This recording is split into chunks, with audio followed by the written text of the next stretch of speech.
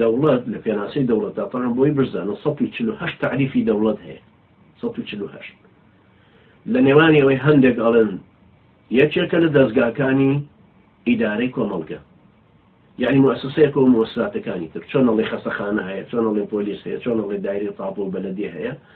دايري شي تري شي ناي حكمة ناي سلوكاتي ناي حكمة ناي برلمان ناي أوشتاني أنا ما دزقايك كوابو كما دام دزقايا أبي قوانيني خويه ببوي أم عريف الروي عريف إيش كبت شويني أم دكتور مدير مستشفى أم الروي مدير مستشفى كده شويني بلا مدير مستشفى كان ناون يا معنى هر كرسي وزارة بيانو تسبين راوة أما هم ده صلاتي كي خوان باش أجرم حكمة أم صفتها هيش ما نبيني لهم أقدر درس كردني دولتي بريتيا الوكو أو تريب تجسيد الروح الأخلاقية يعني أخلاقياتي أو كومالجي كدولتك درستك دابو نريتو قيمي أو خلقا آمري شي بدرسك آليتي شي بدرسك كببنو نري أو قيم دابو نريت ها بيني شون عرفي قلان لا استقبالا يلا هندي مراسمي دولتي عكس بيتو وإيران وتركيا وولاتاني ترسيري هندي أولاد مثلا فرنسا زيارتكي خاتمي إلغا كردوا لبري خاتمي وتي نامانه بيكي شراب لسر ميزي خواردنك ودعوتك شو وكرا ورئيس جمهورك وتي أنا لي ما عرفي خلنا تيغنادين بوهي رئيس جمهورك لبرو قراية واتفاق تشنكر مثلا خامنة إيو كاتا رئيس جمهوره يعني روش وأفريقيا لزيمبابوي استقباليان كر جنان واستاون اللي استقبالك يا تبقي لقل كزنكر واتو ربو لتوقنكر نكوتي ما عرفي خلنا ناقور بناي رفتاري دولتي والرسمي لسر عقيدة ودين وتجسيد الأخلاقي كي خويك أما يدرس يكن أما أم دولته وكي كدرس يكن أما التجسيد أخلاقي أم خلقي أما لا لا حاشا ودين هيسني مركزي شي بوليس وكو كوياسر عرفات يندرس كرد بوليس كان أنا مي بطاقة كبرد موي بزان برغويان فين هي شامبيون يعني نوك قلمي كان يباندان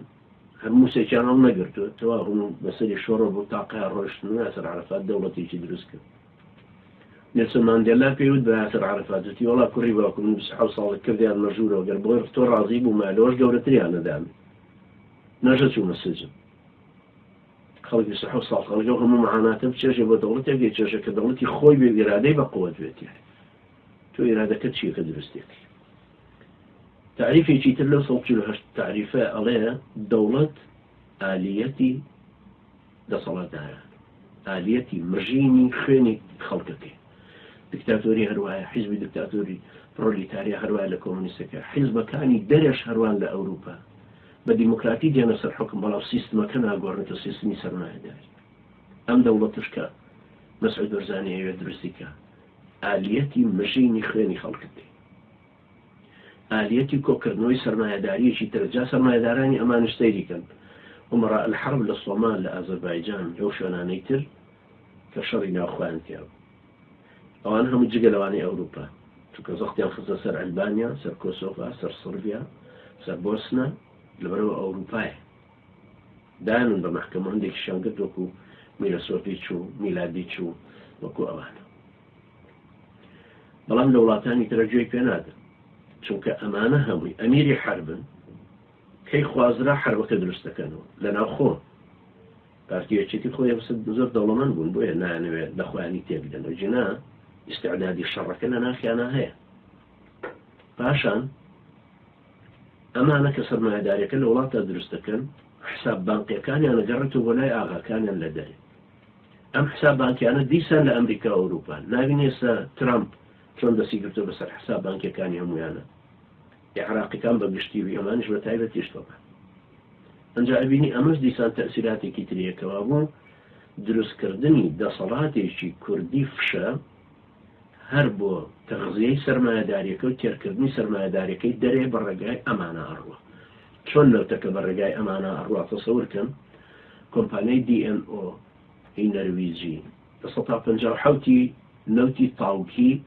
کە لە دهۆکە وەرەگرێت 1925 ژەڕا بۆ تورکیا چووکە و حەقی ئەوەی نییە مادام نەوتەکە بە وڵاتی مناڕۆم لە 1925 خۆم مسەوگەرە ئەوەی 1950 عائلەی بەرزانیش لە 1970 کوردیش پارێزە بەدەست. ئەم دەوڵەتی کە دروستەکەن چێ دروستێکە؟ ئەگەر ئەمانی کە دروستێکن لە حکمی میلیشیایی و حیزبایەتی خۆیانە سەرکەوتوو بوونە ئەمان وەشم بیلا ڕاست. برا کاگوەلید لە 1999 لە سجن 1999 وەلید زاخۆی. یعنی تەسەوورکەن ئەم کابرایە لە 99 تەکسیر ڕاوەستە لای سایلۆ باری کرد و ڕۆژ 1999 یعنی 18 ساڵ. نە 11 سپتەمبەر ڕوویدا بوو، نە شەڕی ئیسلامی پارتی ڕوویدا بۆ زمانی کە تەوحید دروستی کرد و شەڕەکە بوو لە قەندیل یا لە نزیکی چۆمان باوڕێن، نە حربی تیرۆر دەستی پێکرد بوو دوای 11 سپتەمبەر هیچ نە. ئەم کاگوەلیدە بە ڕێزەش لە عمری من ئاەتەوە لە جامعە ئەو لە صنفی لە مستەوای یەک بوون لە خوێندنا ئەو لە شوێنی چکای خوێند. تەسەوورکە ئەم پیاوە بە ڕێزە نە پێشمەرگە بووە لە چەکی هەڵگرت ڕۆژە لە ڕۆژانیش دەناچی پێنم. ئێ باشە هەموو چەسانەوەی بۆچی زاخۆیەکی بە ڕێزە یان ژنیە ناوە لە سلێمانی تەسیری لەسەر پارتی بەڵە تەسیری لەسەر پارتینان بە تەکید هەبوو، بەڵام تەسیرەکە چییە کە ئەوەندە مەسعود بەرزانیش بەری نادەوە ئازادی ناکە لەگەڵەوەیە کە ناوی لە ئەوەی متحیدەیە لە مافی مرۆڤ 38 کیلۆی ماوەتەوە ئەوان راپۆرتیان لەسەری نووسی ئێ لە پێناوی چی ئەوە مگرتن زیندان ئەمانە خوا نەخواستە ببن بە دەوڵەت. من هەر بە خەیاڵ جاری بیری لێکەمەوە قەلەم سبحان الله ئەم قەومە نەخوێنەوارە ببن بە حاکمی سلێمانی. یعنی تۆ تەسەوور کە ئەنجا حاکم خەڵکی سلێمانی کە ڕۆشن فکرن، مرکزی حەزاریە، مرکزی شارستانیە، مرکزی فکرە، مرکزی سیاسەتە، مرکزی ئەدەبیاتە، مرکزی پەیوەندیەکانە، مرکزی ئازادی بیرە. ئەم سلێمانە بکرێتە بەردەستی ئالبەرزانی سبحان الله بێ هەمووان چەند نەخوێنەوار دەرچی. یعنی سبحان الله بێتر ئەو شارە بەخوا قەسەمە بێ کۆپانی بۆ بدورین. یعنی کورتان دوورین دیسان دێتەوە کە زمانی بابوو باپیرانمان کە کورتانیان بۆ وڵاخە دووری بەخوا قەسەمە بێ بۆ وڵاخی دووپەی بدورین لەو سلێمانی ئەگەر ئالبەرزانی حاکمی سلێمانی تۆ کابرایکی کەڕووکونتێ عشایری نەخوێنەوار قوة عضلاتەکەتی لێ دەرچە سەرت بەقەدەر هین سەری دایناسۆرەکە جسم و کەلە فوتی جسمێکی گەورە و کلچێکی گەورە بەڵام سەرت بچووکە. دەوڵەت بەمانە چۆن دروست دەکرێت؟ ئاخر ئەگەر سەرکەوتوو بوو بێ لە ئیدارەیەکی میلیشیایی و حیزبی بەڵێن با وەڵا ڕۆحمانی تەسلیم کوردایەتێکی فاشل لە دروستکردنی دەوڵەت، فاشل لە دروستکردنی ئیدارەیەکی سەربەخۆ. وڵاتانی غەربی نۆفلایزۆنیان بۆ کردووی تیاری سەدام بەسەرتا نایە، جێشی سەدام نایە، خۆی ڕۆشتە تۆ جێشەکەی سەدامیێنەوە. ئەمریکاش ناوی خستنە تیرۆر، ناوی لیستی تیرۆر، ناوی مەسعود بەرزانیش و جەمال تاڵەبانیش. مادلێن ئۆلبرایت بردنی بۆ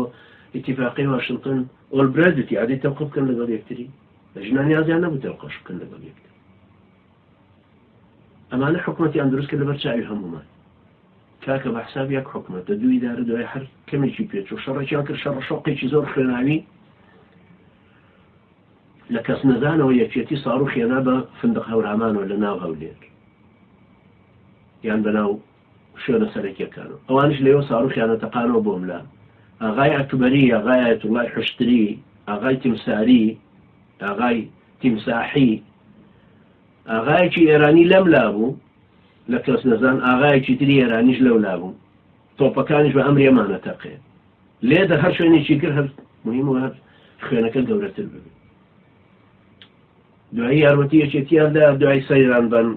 شکا هەتا پێنجوێن اتفاقێکیان لەگەڵ ئێرانە کرد 100 ملیۆن دۆلار لە ئیسپانیا و هاتەوە بە حسابی ئاغا محەممەدی سکرتێری ڕەفسەنجانی هاتەوە بۆ جەلال تاڵەبانی. ئەو ئاغا محەممەدی کە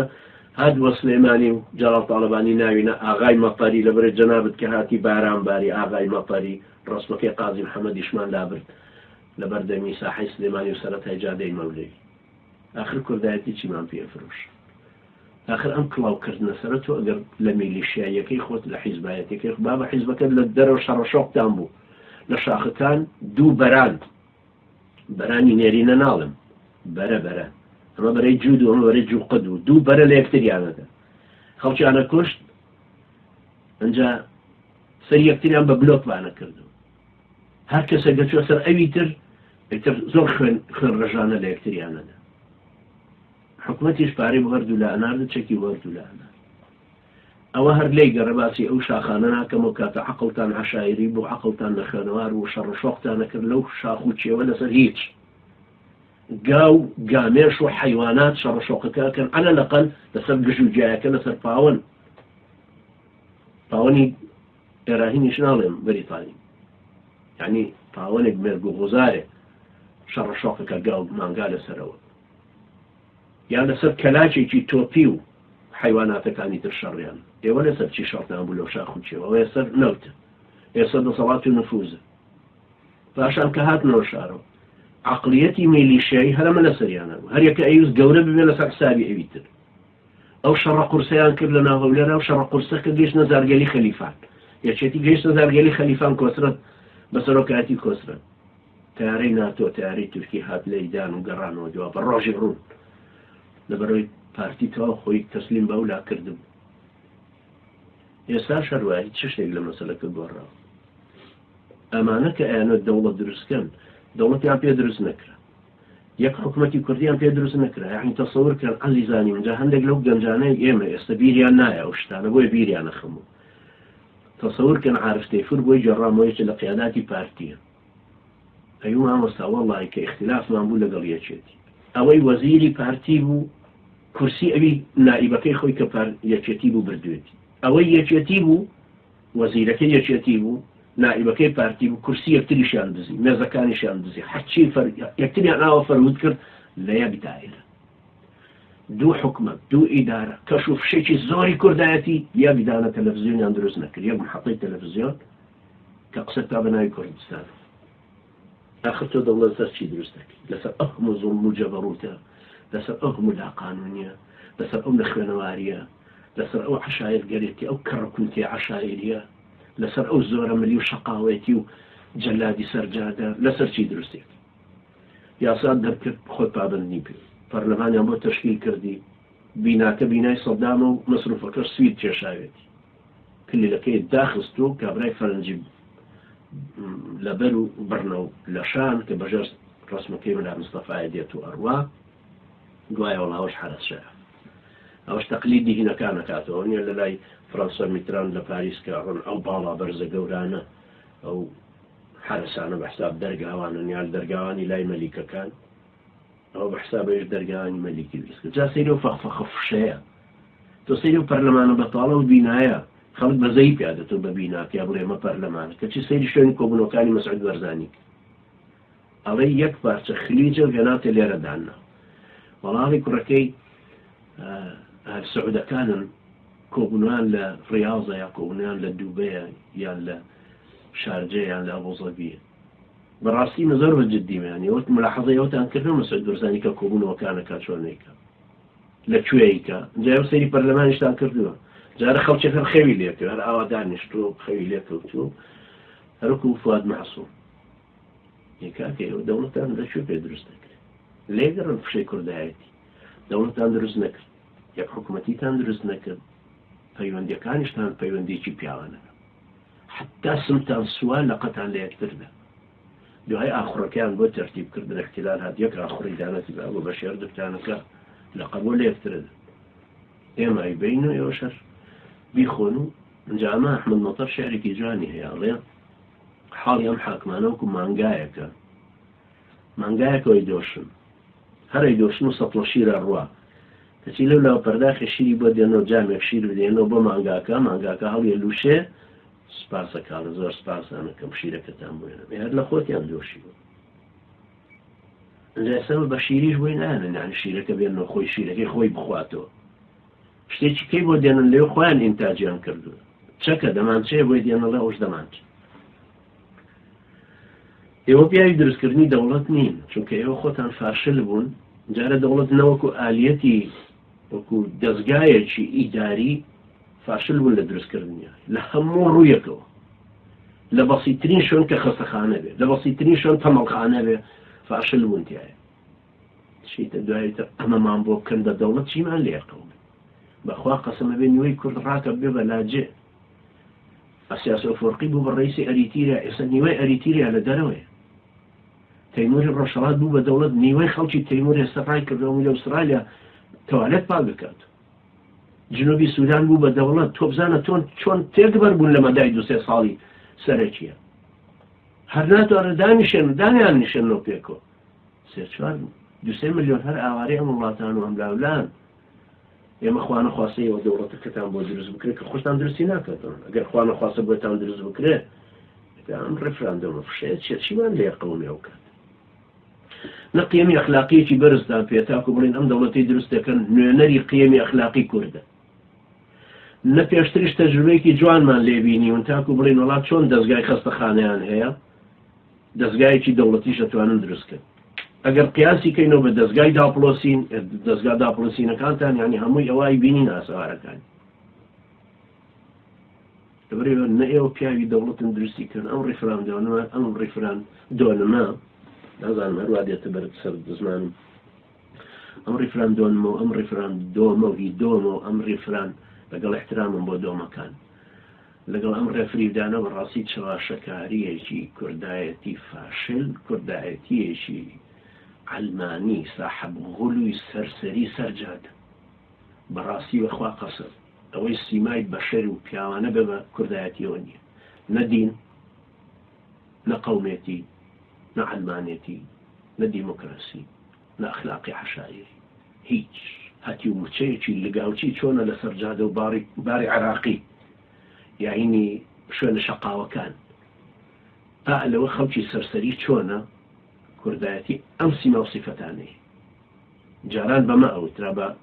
محمود عباس محمود العقاد ڕحمەتی خوای لێبێ ئەفەرمێ هەر تەلەبەیەکی فاشی، هەر مۆزەفێکی دەرکراوە، هەر بەرتیل خوارێ، هەر پیاوێکی ژن تەلاق دراوە، هەر کەسێکی تری فاشل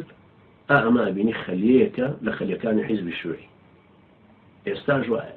هەرچی بینی کەوتت کوردایەتی بێز لە هەموو شتێکی بکەیت، لە هەموو شتێکی کوردایەتیەکە شوێنی بێز لێکردنەوەی دەوڵەتی چیمان بۆ دروستەکە. جا هەندێک کەسی ژەڵە کاکە وەکو تورکیایە برا تورکیاش کەمانەتا تۆ دروستی کردو فەرمووی ئێستا بۆ چیە؟ جا ئەوە خەمە حەلەقەیەکی تر چکۆ مەزەنەیەکی ترەمان ئیسلامیەکان سەرمان بادن بە قازانجی پارتی وەڵا وەکو تورکیای لێن ئەی بۆ وەکو ئال سعودی لێنە لە خوێنوار لە دوای نەخوێنەوار لەبێ بڵێن عەبدولعەزیز ئاخری پێشکە یا کابرای ئیمارە ئەی تەسەور کە عەبدولعەزیز کە بردیان بۆ بەریتانیا بۆ یەکەم جار ئەڵێن ئەو گوڵدانەی کە لەبەر دەمیا بوو ئاوی تیا بوو گوڵەکەی تیا بوو گوڵەکەی دەرهێنا و ئاوەکەی خوارد کاکەمانە پیاوە دەوڵەتە بوو کە یەکەم جار دروستیشیان کرد. یخۆ ئەم کەڕەکوونتیانەی ئێمەشکەیانە دەوڵەتیان بدروستکردن لەوانە لێوە شاوەتر نین. بەرحاڵ خۆی گەورەی ئێمەشی وەر سەلامەت سەرکەوتووکە من باسی ئەو کوردایەتی فاشلەم کرد کە نەیتوانی دەوڵەت دروستکە، نەیتوانی یەک حکومەت دروستکە، نەیتوانی ئیدارەیەکی باش ببا بەڕێوە لە باشووری کوردستان، نەیتوانی اقتصاد دروستکە، نەیتوانی باری کۆمەڵایەتی خەڵک ڕاستکاتەوە، خەڵک فەقیرتر بوو، خەڵک زەلیلتر بوو، زیندان زۆرتر بوو، خەڵک چەوساوەتر بوو، اینجا نەخۆشی زۆرتر بوو، وەلحاصل هەموو جۆرە فەشەلێک بەسەر کوردستانە هاتۆ سەرباری ئەمە ئێوێستە دەوڵەت دروستکە. دەوڵەت بە پیاوی وەکو ئێوە دروست ناکرێت لێشی گەڕێن چاواشەکاریەکە بۆ زیندووکردنەوەی حیزب کە حیزب خۆی مردار وەتەوە ئێستا خوێنی تیا ناگەڕێ ئەتانوێ ئەویان زیندووکردن. بەهەرحاڵ خوای گەورە ئێمەشوو میلەتەکەشمان سەلامەت سەرکەوتوو ناڵێن ئێمەشوو ئێوەش چونکە ڕووی دەمم لە تاغوتانی حکم بوو ئێمەشوو میلەتەکەمان سەلامەت سەرکەوتووکە ئینشاءڵڵا بۆ حەلەقەی داهاتوو دەربارەی ئەوەی کە ئایا کوردستان وەکوی تورکیایە نەخێر حاشا وەلیلە.